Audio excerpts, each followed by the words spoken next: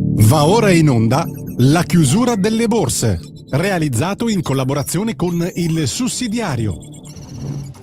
Radio Libertà, in collaborazione con Il Sussidiario TV, presenta La chiusura delle borse di oggi.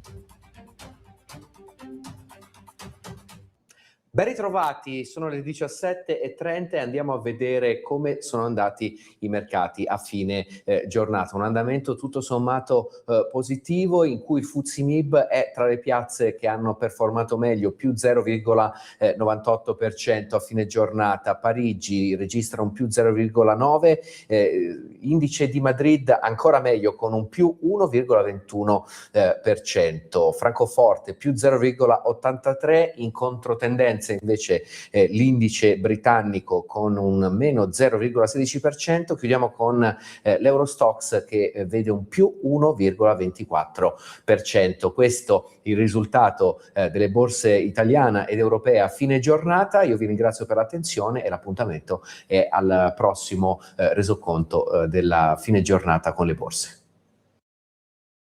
Avete ascoltato La chiusura delle borse, realizzato in collaborazione